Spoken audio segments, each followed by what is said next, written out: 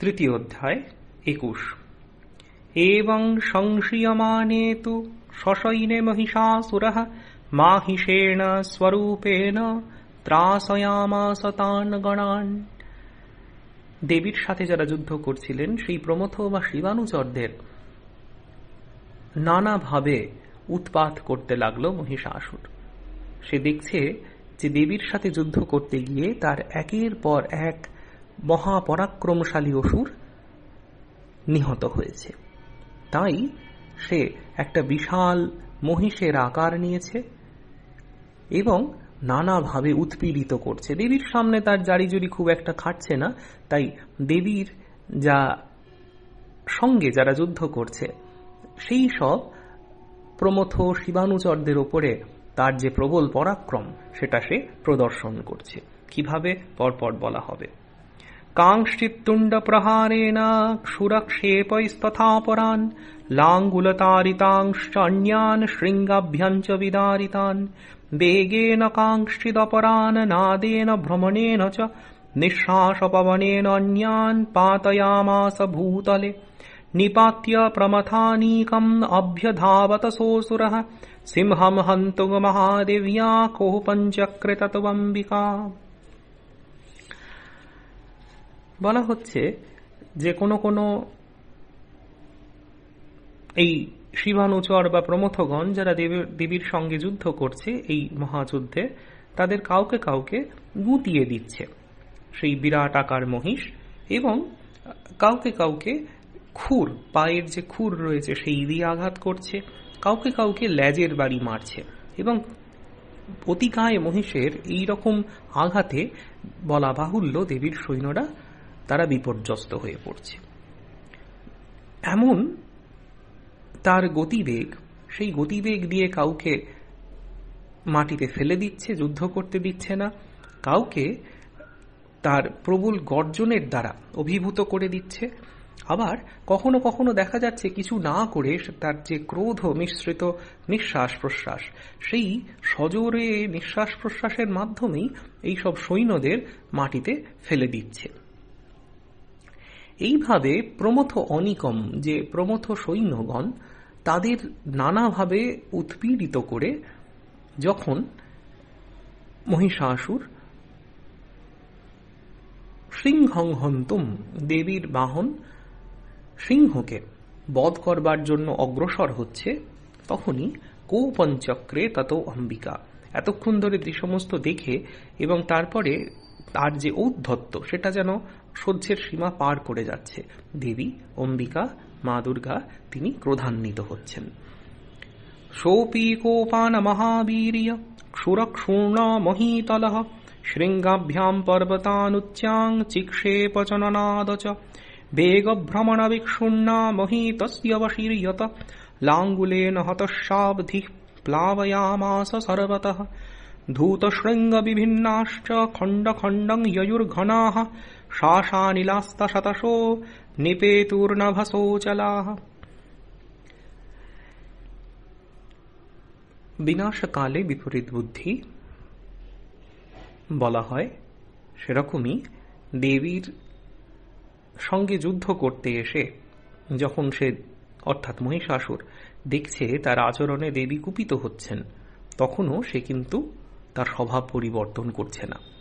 সেও বলা হচ্ছে সোপি কোপান মহাবীর্য, সেই মহাপরাক্রমশালী অসুর সেও রেগে যাচ্ছে এবং কি করছে না, সাধারণ প্রাকৃত মহিষের ক্ষেত্রে আমরা যেমন দেখি না, তারা রেগে গেলে খুরটা তাদের পা দিয়ে পৃথিবীকে আঘাত করে, সেরকম ভাবে মাটিতে পা ঘষছে এবং সেই অতিকায় মহিষের সেই খুর এর আঘাতে পৃথিবী যেন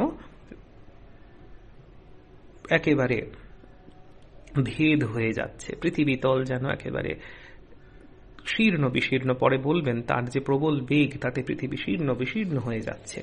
পৃথিবী যেন এই অতিকায় মহিষের পদভার আর সহ্য করতে পারছে না, পাপের ভার যেন আর সহ্য করতে পারছেন না। আর কি বলা হচ্ছে না, তার যে অতিকায় শিং রয়েছে সেই শিং দিয়ে উঁচু উঁচু পর্বতগুলোকে উৎপাটন করছে, উপড়ে ফেলছে এবং সেগুলোকে দেবীর দিকে নিক্ষেপ করছে আকাশে। সেই পর্বত যখন আকাশে পৌঁছচ্ছে এবং তার সাথে বলা হচ্ছে যে এমনই তার শ্বাসের বেগ, অতিকায় যে মহিষ, তার শ্বাসের আঘাতেও যেন পর্বতরা ওই তাদের যে স্থান থেকে উপড়ে পড়ছে, উপড়ে সোজা আকাশে উঠে যাচ্ছে। এমনই মহিষাসুরের পরাক্রম।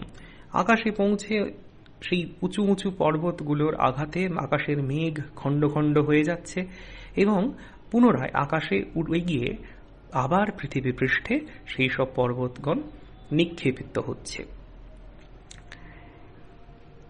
বিশাল যে ল্যাজ সেই অতিকায় মহিষের, সেই ল্যাজের বাড়ি বা ল্যাজের আঘাতে সমুদ্রের জল একেবারে উথলে উঠছে এবং চারিদিক প্লাবিত করে দিচ্ছে।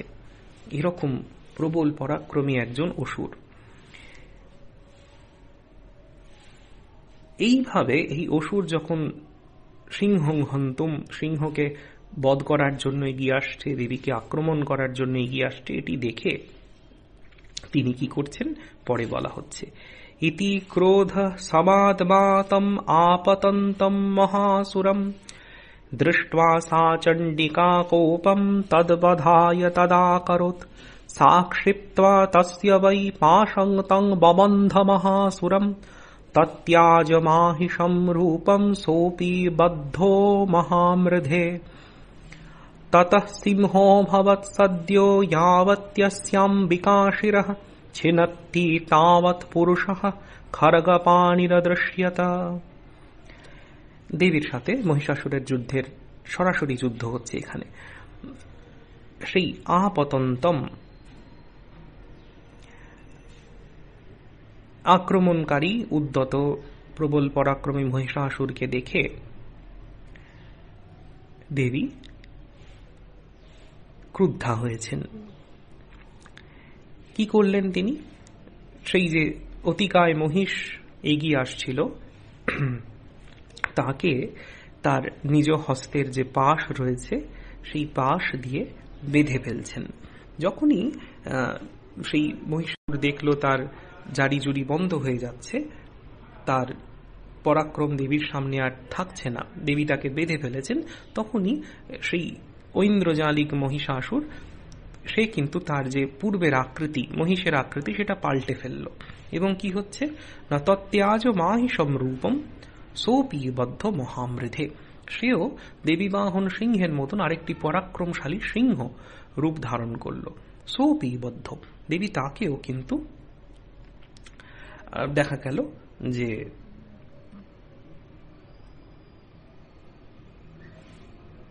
তার যে অসি রয়েছে, তার যে তরবারি রয়েছে, সেটি দিয়ে তার মস্তক কেটে ফেললেন। তারপরে বলছেন তাবৎ পুরুষঃ খর্গপাণির দৃশ্যত, পুনরায় আকৃতি পরিবর্তন হচ্ছে। মহিষাসুর অত সহজে মরবার পাত্র নয়, একটার পর একটা রূপ সে চেঞ্জ করে যাচ্ছে। সিংহ, সেটি দেবী যখন তার মস্তক কেটে দিলেন নিজের অসির আঘাতে বা খড়গের আঘাতে, তখন আরেকটি দেখা যাচ্ছে পুরুষের আকৃতি সেই মহিষাসুর দুষ্ট সে গ্রহণ করল। কিরকম না, খর্গপাণি, সে হাতে খর্গ নিয়ে দেবী আর সিংহের সাথে যুদ্ধ করতে উদ্যত। খর্গপাণির অদৃশ্যত, এইরকম পুরুষের রূপ ধারণ করে সে নয়নগোচর হল। তত এবাশু পুরুষং দেবী চিচ্ছেদ সায়কৈঃ তং খর্গচর্মণা সার্ধম ততঃ শোভুন মহাকজঃ। দেবী তার যে তীরগুলো, সায়কই, তার যে বাণগুলো, সেই বাণের প্রয়োগে এই মহিষাসুরের যে নতুন রূপ, খর্গধারী পুরুষ, তার খর্গচর্মনা, ঢাল আর খর্গ দুটোকে যেন ছেদন করে দিলেন। তখনই সঙ্গে সঙ্গে সে কি করছে না, সো অভুন মহাগজ, একটি বৃহৎ হস্তি রূপে যেন অভূত সে পরিণত হচ্ছে। ঐন্দ্রজালিক নানা রকমের মায়া শক্তি, অলৌকিক শক্তি এর মধ্যে রয়েছে। পরাক্রম তো রয়েছে, তার সাথে এই সমস্ত শক্তি রয়েছে, কিন্তু সেগুলিকে ব্যবহার করছে জগতের অকল্যাণের জন্য। দেবী সেই অসুরকে তাই বধ করতে উদ্যত হয়েছেন। হাতির যে ওই সুঁড়টি রয়েছে তাকে বলা হয় কর, সেটি যেন অনেকটা হাতের মতো কাজ করে, তাই হচ্ছে কর বলা হয়। আর যেহেতু সেই কর রয়েছে, তাই হাতির আরেকটি নাম হচ্ছে করি। এখন সেই মহাগজ অতিকায় একটা বিশাল হাতি, সে কি করছে না, করেন চ মহাসিংহং তং চকর্ষ জগর্জ চ, জগর্জ গর্জন করছে, আর তার ওই যে সুর করেন, সেই সুর দিয়ে মহাসিংহ দেবীর বাহন সিংহকে জড়িয়ে ধরার চেষ্টা করছে, আকর্ষণ করার চেষ্টা করছে। দেবী কি করছেন, করশতস্তু করং দেবী খর্গেন নিরকৃন্তত তত মহাসুর ভূয় মাহিসংবপুরাশ্রিতঃ তথৈব শোভয়ামাস ত্রৈলোক্যং সচরাচরম। খর্গেন নিরকৃন্তত, নিজের হাতের খড়গ দিয়ে সেই মহিষাসুরের নতুন যে রূপ গজ, মহাগজ, সেই হাতির সুঁড়টা কেটে দিচ্ছেন, যেটা দিয়ে সে সিংহকে ডিস্টার্ব করছিল, উৎপাত করছিল। তত মহাসুর ভূয় মাহিসংবপুরা আশ্রিত। যুদ্ধের এই পর্যায়ে সে পুনরায় আরেকটি মহিষ রূপ ধারণ করছে এবং ভীষণ রেগে গিয়েছে, তার সেই রাগের প্রকাশ হচ্ছে। বলছে যে সচরাচরম, সমগ্র জগৎ, স্থাবর এবং জঙ্গম সবকিছু, ত্রিলোকের ত্রৈলোক্যম যেন শোভয়ামাস, সবকিছু বিচলিত করে দিচ্ছে, সবকিছুকে সে নিজে রেগে গেছে, সবকিছুকে তছনছ করে দিচ্ছে। তার এই ঔদ্ধত্য দেখে দেবী কিন্তু যুদ্ধের একেবারে চূড়ান্ত পর্বের জন্য তৈরি হচ্ছেন। তত ক্রুদ্ধা জগন্মাতা চণ্ডিকা পানমুত্তমম পপৌ পুনঃ পুনশ্চৈব জাহাসারুণলোচনা। দেবী চণ্ডিকা তিনি পুনঃ পুনঃ মধুপান করছেন এবং জহাস, 10 দিক কাঁপিয়ে যেন তিনি অট্টহাস্য করে উঠছেন। যুদ্ধের একেবারে শেষ পর্যায়ে এটি। মহিষাসুরও কিন্তু তার পরাক্রম এতটুকু কমাচ্ছে না। নরদ চাসুর সোপি বলবীর্যমদোদ্ধতঃ বিষাণাভ্যাঞ্চ চিক্ষেপ চণ্ডিকান প্রতিভূধরান। সেই অসুর, সেও কিন্তু ননর্দ, সেও প্রতিস্পর্ধা দেখিয়ে গর্জন করে উঠছে। বলবীর্যমদোদ্ধত, তার নিজের শক্তির গর্বে সেও কিন্তু ননর্দ, গর্জন করে উঠছে। এবং বিষাণাভ্যাঞ্চ চিক্ষেপ চণ্ডিকান প্রতিভূধরান, বিষাণ বা তার যে শৃঙ্গ, এই শৃঙ্গগুলোর দ্বারা আগে যেরকম আমরা শুনলাম যে বিশাল বিশাল পাহাড়কে উপড়ে ফেলে দেবীর প্রতি সেগুলিকে ব্যবহার করছে অস্ত্রশস্ত্র হিসেবে, দেবীকে বধ করার জন্য তার দিকে পাহাড় নিক্ষেপ করছে, সেই রকম কিন্তু সে করতে লাগলো। সাচতান প্রহিতাং তেন চূর্ণয়ন্তি শরৎকরৈঃ উবাচ তং মদোদ্ধূত মুখরাগাকুলাক্ষরম। দেবী দুর্গা তার দিকে ধেয়ে আসা এই সমস্ত যে বিশাল বিশাল পর্বতগুলো, সেগুলোকে তার হাতের তীর দিয়ে একেবারে টুকরো টুকরো করে ফেলছেন এবং তার এর সাথেই আকুলাক্ষরম কিছুটা জড়িত বাক্যে সেই অসুরকে উদ্দেশ্য করে দেবী বলছেন। দেবী উবাচ গর্জ গর্জ ক্ষণম মূঢ় মধু यावत् পিবাম্যহম ময়া ত্বয়ি হতিহত্রৈব গর্জিষ্যন্ত্যাশু দেবতাঃ। আশু, শীঘ্রই, যে হে মহিষাসুর, গর্জন কর, যতক্ষণ আমি মধুপান করব ততক্ষণ গর্জন করে নে। মায়া ত্বয়ি হতে অত্রৈব অত্রৈব এবং আশু, এই জায়গাতেই আমি, অর্থাৎ এই যুদ্ধস্থলে, এই যুদ্ধক্ষেত্রেই আজই এবং আশু শীঘ্রই, অতি শীঘ্রই আমি তোমাকে মারব। এবং দেবতারা, এখন তুমি যে গর্জন করছো, কিছুক্ষণ পরে তুমি যখন আমার হাতে হত হবে তখন দেবতারা আনন্দে তখন গর্জিষ্যন্তি, তখন দেবতারা আনন্দে হর্ষধ্বনি করবেন, হর্ষ উল্লাসধ্বনি করবেন। এটি দেবী বলছেন, গরজ গরজ ক্ষণম মূঢ় মধু যাবৎ পিবাম্যহম ময়া ত্বয়ি হতে হত্রৈব গর্জিষ্যন্ত্যাশু দেবতাঃ। শীঘ্রই দেবতারা বিজয় উল্লাস করবেন।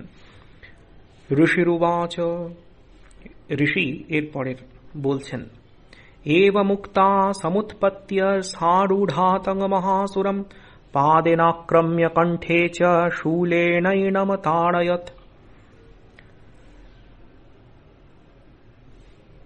ঋষি বর্ণনা করছেন যুদ্ধের একেবারে অন্তিম পর্যায়ে, এবং উক্তবা, এই যে মহিষাসুরকে বললেন গর্জন করে নে, কিছুক্ষণের মধ্যে এই জায়গাতেই আমি তোমাকে বধ করব এবং দেবতারা আনন্দে মাতবেন বিজয় উৎসবে।